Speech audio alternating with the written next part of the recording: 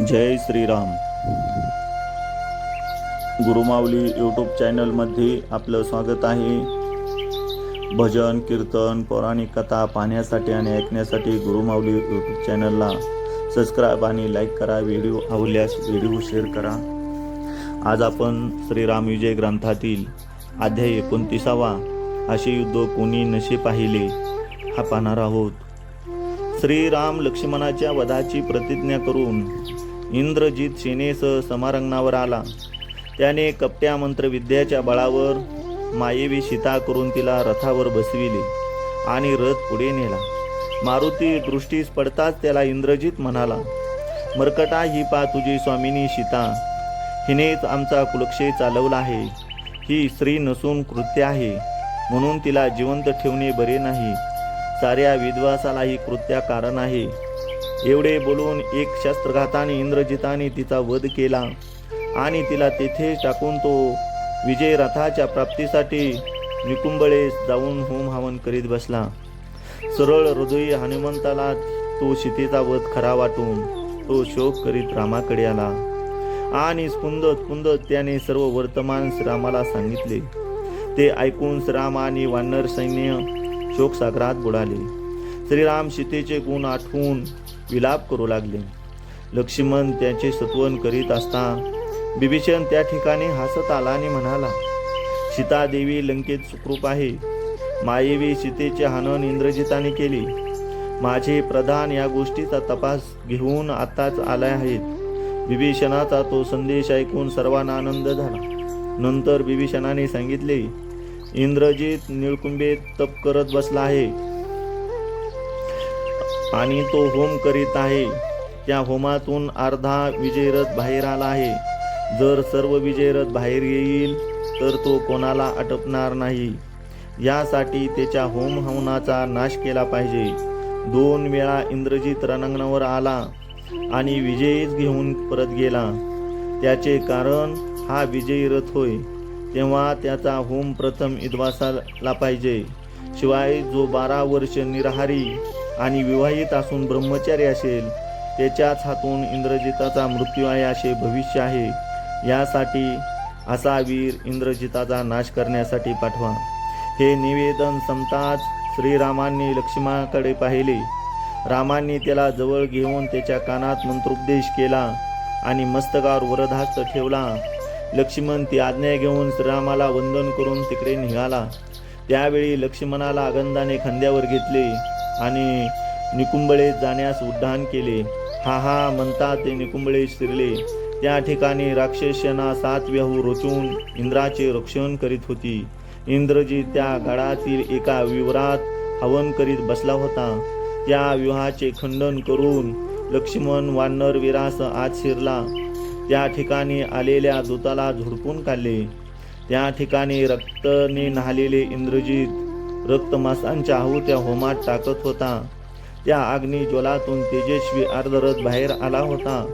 त्याची प्रभा सर्वत्र पसरली होती. त्या होमकुंडावरच मारुतीने अकस्मात पर्वत टाकला. त्याबरोबर अग्नी सर्वत्र पसरला. अग्नीने रथ भस्मसात केला. इतक्यात वृक्षपणे होमपत्रे फोडून टाकली.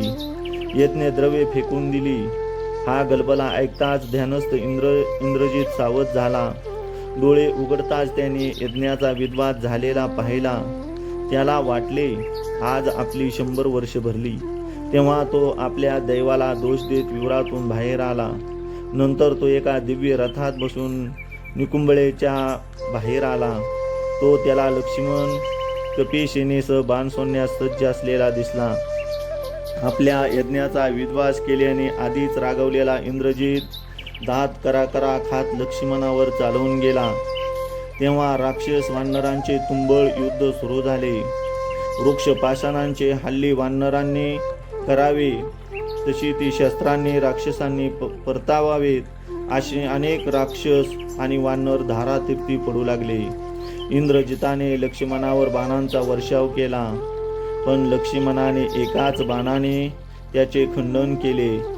तेव्हा इंद्रजिताने त्याच्या पर्जन्यास्त्र सोडले. म्हणून लक्ष्मणाने वातास्त्र सोडून त्याचे निवारण केले. एकाने सर्पास्त्र सोडले तर दुसऱ्याने गरुडास्त्र सोडावे. ही अस्त्रशस्त्रांची लढाई वानर राक्षस आणि आकाशातून देव कौतुक पाहत होते. नंतर इंद्रजित आकाशात उडाला आणि मेघांच्या आडून लक्ष्मणावर बाण सोडू लागला.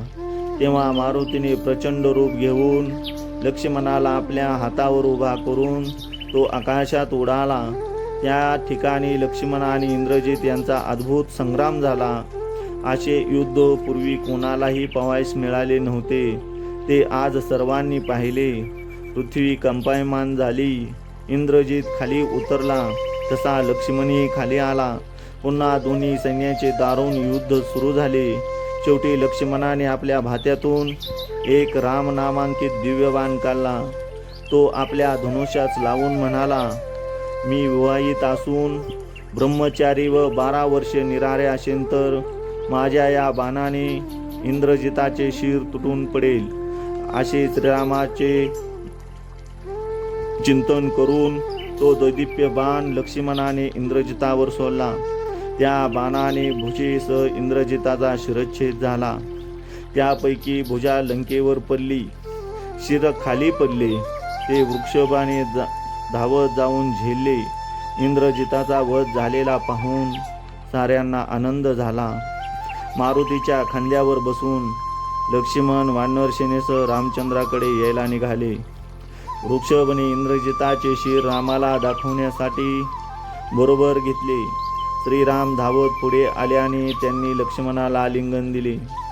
त्यावेळी लक्ष्मणाच्या शरीर यातना दूर झाल्या. मस्तकावर हात ठेवताच लक्ष्मणाचा सर्व शीन गेला.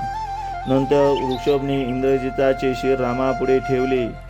तेव्हा श्रीराम वृषभास म्हणाले, या शिराची तांबड्या पुष्पाने पूजा करून ते जतन करून ठेवा आणि इंद्रजिताची पत्नी शिर मागाईल तेव्हा ते तिला द्या. नंतर लक्ष्मणाला औषधी देऊन आणि अंगाला औषधी लावून त्याची व्यथा दूर केली. तेव्हा लक्ष्मण पूर्वीसारखा तेजस्वी दिसू लागला. याप्रमाणे श्रीरामविजय ग्रंथातील अध्याय 29 या ठिकाणी समाप्त होत आहे. जय श्रीराम.